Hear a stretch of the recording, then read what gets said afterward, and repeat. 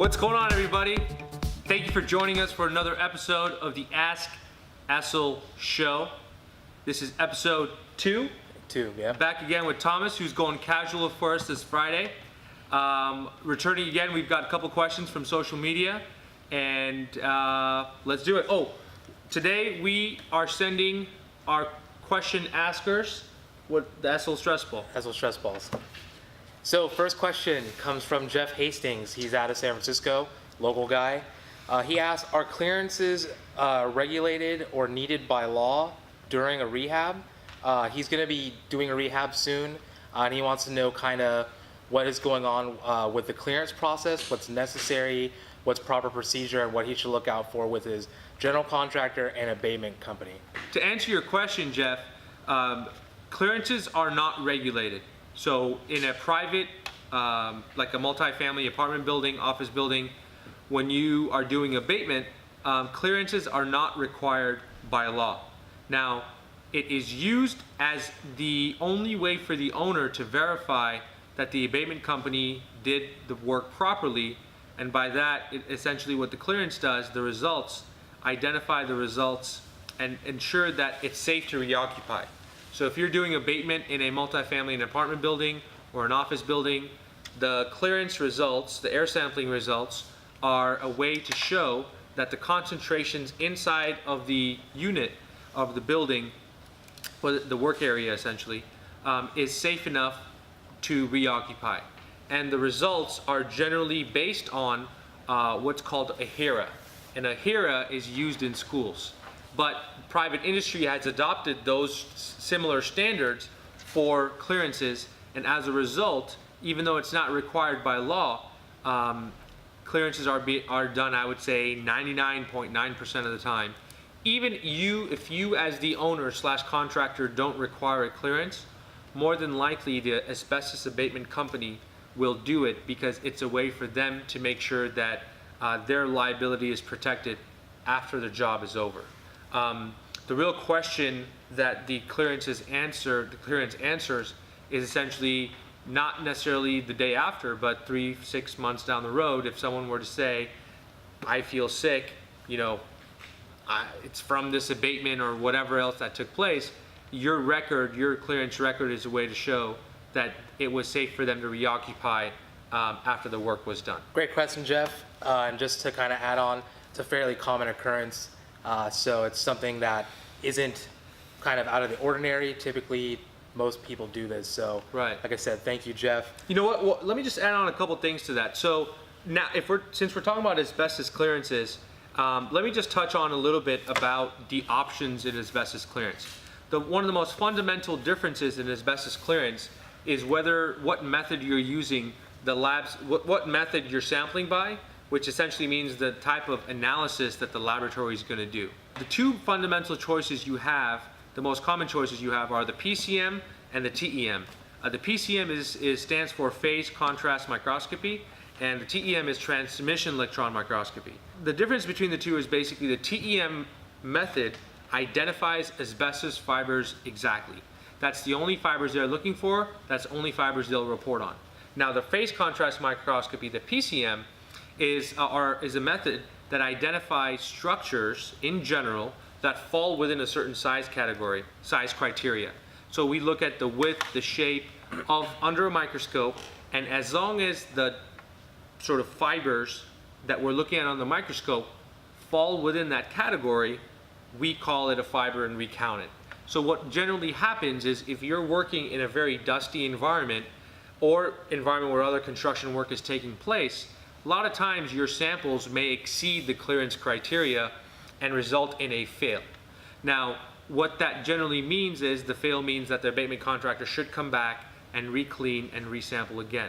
But with the phase contrast microscopy, the PCM method, one of the sort of disadvantages is that you won't know whether or not it failed because of dust or it failed because of asbestos. And as a result, you're left to either run a secondary analysis by TEM after or re-clean and resample. Now, with TEM, the good thing is that the analyst is looking for asbestos fibers only, and your results are based on that. The challenge is that there's a cost differential of about For example, if a PCM sample costs $15 a sample per sample for a 24-hour turnaround, an asbestos sample will cost $125 a sample, TEM asbestos sample. As a result, sometimes that's a tough hurdle for a lot of clients to get over, especially if you're paying for 10, 20, 30 samples. But those are your fundamental differences. For us, we always recommend going with the TEM, especially in asbestos abatement criteria, because then you can answer the question precisely about whether there are asbestos fibers which are regulated in the containment after the work was done versus other types of fibers which we may not care as much about. And it's fairly easy to say that costs add up, number of samples, especially with TEM. Absolutely. And then, you don't get an accurate depiction sometimes with PCM because you can fail PCM, but then pass TEM. And so that's something to keep in mind. And then what are the levels of a fail and a pass, maybe just to throw that in? Yeah, so for TEM, it's 70 structures per millimeter squared. That's based on the hair criteria. And for PCM, it's 0.01 fibers per cc. All right, Jeff, again, thank you. Moving to the next one. This is a question from Amanda Burns. She's from Aurora, Colorado. Okay. She's going to be working on a site in California. Based off this question, I'm thinking it's probably going to be in Los Angeles somewhere. Mm-hmm. She's saying it has a potential oil well on the site. Ooh. And she wants to just know, I guess, kind of a broad idea of what she's at risk for, either going into acquisition, purchasing, and developing on this site. And this is something that we're currently dealing with, so I feel this is kind of something that we'll be able to answer quite well right now. Yeah. Well, why don't you talk a little bit about the site we're dealing with without any specific details, but Yeah, in general. So we're working with a client in Los Angeles. The site is two parcels next to each other. One has a single family home on it. The next parcel is empty land. Based off of previous reports, there are 3 oil wells on it. We actually went and did a phase 2 investigation, so we used a geoprobe or a push drill to sample, and that's the way how we collect groundwater, soil, but specifically on this site we collected soil and soil vapor. And so these are big concerns for a development that is going to be a multifamily structure, a sort of high-rise. In our case, the client is building a sort of high-rise structure for seniors to live. So we did that sampling. There's a lot of factors that go into this. There's a lot of different chemicals that come out. Oh, really fast. Sorry, but you're going to be posting some pictures from the drilling that we did at the oil well, That's correct. Right? Yeah, we have video So and picture. That's going to come out, next week? About next week. So Okay, we have picture of this. But so essentially we have worked with this. There's a lot of factors that go into it. Investigation is necessary, so don't even try to think that you can get around it or just excavate it. That is part of the process. What was her name again? This is Amanda Burns. Amanda, so to kind of jump on what Thomas was mentioning, that if you're in the due diligence process or you already know it has oil wells and you're purchasing the property, I would definitely negotiate a longer due diligence term, and I would definitely have that conversation with the seller about the fact that if you're going to be redeveloping the site, especially into a mixed use or residential, you're going to need to spend some money in investigating it, and it would be in your best interest to do that up front so that you know of any potential liabilities associated with the oil well, especially finding out when it was most recently abandoned. If it hasn't been abandoned recently, then more than likely the DOG or the Department of Oil and Gas something will require you to re-abandon it, which may expose other issues that may be lying underneath. And so your best bet would be to investigate that up front, negotiate a longer due diligence period, and while you will be spending a little bit more money, but you will have a level of assurance to make sure you know what you're dealing with as it relates to the oil wells. So that's very, very critical, and especially sounds like you're going to plan on redeveloping the site. This is going to be a question that's going to come about from LA Fire Department and that whole process. So best to do it now and know what you're in for versus being surprised once you already own it. And then, doing the investigation here, make sure that you do your research on who you use as your environmental consultant. There's a lot of factors that go into this. You have to submit drilling permits. You have to, provide dig alerts. There's a lot of logistical, things that go into this. So your GPR scan, so that when you drill, you don't hit anything underground. It is subsurface. You don't know what it's there. For example, on this site, we did GPR scanning in an area. We got it cleared. The driller drilled and ended up going through wood, which wouldn't be picked up and didn't get picked up at all by our GPR scan. Luckily, we were able to get through, but just a tip for you, there is a lot of factors that play into this, and working with somebody that has experience doing this and asking the right questions will be beneficial for you moving forward in this process. And typically it would take at least 3 to 4 weeks on a very expedited range, because here in LA it'll take up to 10 days to get the permit approved initially.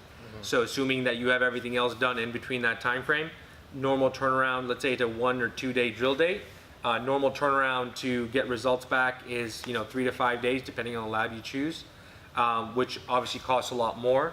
But then your consultant is going to need some time to analyze the results, provide you with the proper guidance, et cetera, et cetera. So I would definitely factor in minimum 3 weeks. That's like literally best case scenario, and up to 5-6 weeks to really give yourself the time so that you're not rushed in any type of investigating. And what we always recommend is have your consultant budget out more samples, more borings in advance, and maybe take the samples but maybe not submit them, because the last thing you want to do is spend $15,000-$20,000 for an investigation and still not have all the answers you want, because your consultant wanted to save you a couple $1,000s and maybe didn't go as deep or as wide as they should have. So it's better to let them know that, hey, I'm okay with taking some extra samples and holding it and analyzing it if needed, versus having to go back and drill again to get more information further down the road. Last question here comes from our good friend, Tyler Barizotto. He is working on a site that has a pretty bad mold problem. In California, mold isn't something that's regulated, so there's a lot of things that play into that cause issue for tenants and also the property owners. And we deal with affordable housing. This is something that's common in multiple unit sort of structures, whether it be a leak that seeps everywhere behind the scenes in the dark. He's just asking, is there law regarding this? Oh, okay. Is there procedure, protocol? Right. What exactly would somebody need to know if, let's say, they have a severe mold problem? That terminology, I think number one in our industry, terminology is key. So what someone considers a mold problem, another person may not. So if you're seeing visually, you're seeing mold growth in building materials, and let's say you're the tenant, our recommendation would be to talk to your property manager to have it assessed and identified and sampled for. Now, if you're the property manager and you're getting complaints about mold, one of the things that we would recommend doing is assessing it first and trying to figure out what the moisture source is and seeing if it's obvious in terms of what the problem may be. We always recommend fixing the problem first and then figuring out, what the next steps after that should be. So addressing the mold problem and assessing it from a moisture standpoint is the number one priority. And then from there, if there's other areas that have mold growth, generally the priority is to make sure that there isn't any health and safety issues for tenants that are still living there. And that you can assess by a visual inspection and air sampling and bulk sampling of any suspect materials. And that will tell you whether or not mold concentrations and what they are. Overall, there are suggested levels in terms of acceptable levels of mold. There is no standard per se, but there are guidelines on if something falls within this range, then it's quote unquote acceptable. The challenge is it's so dependent on environment, location, etc. Those ranges are so broad that they're not always sort of providing the direct response. So our advice is to have a company come in, do an assessment, make sure they have like an industrial hygienist that's kind of overseeing some of the recommendations. And overall, because of the fact that there are no mold regulations like there is with asbestos and lead, a lot of it's best not left to best practices and guidelines. And generally, remediation companies will follow the IICRC guidelines, and consulting firms and indoor air quality companies will follow various publications like the New York City Public Health. We have to make a proper reference to that. It's down below, but they have the sort of standard or the guideline that's usually used, but also in references in books like Bioaerosols and Indoor Air Quality Association sort of publications will document some of the best practices. EPA has a good, and EPA as well. EPA has That's a very good sort of list of what you could do to prevent it, kind of how it'll affect tenants or yourself. Right. You know, I think the best thing that we've seen working with our clients is that good ventilation. If there's fans not set up or they're damaged, that could be a problem because let's say somebody's taking a shower, the steam builds up. If there's no ventilation, that condensation builds up, has the potential to allow mold to grow. Some things that I've read or we've read about mold is that it grows in the dark with very little water, and it just takes a little bit of time for it to become a problem. So it's something that It goes in the dark? it grows in the dark. In drywall, we've found it in drywall. We found it. We had to check that. It grows in the dark. It grows in the dark. Anyway. I'm not arguing. Yeah, no. Let's not fight on camera. But we've seen it in drywall. We've seen it in sort of plywood or porous material. And again, it's just water and time. And you know, if it doesn't really have a lot of sunlight, it still has the ability to grow.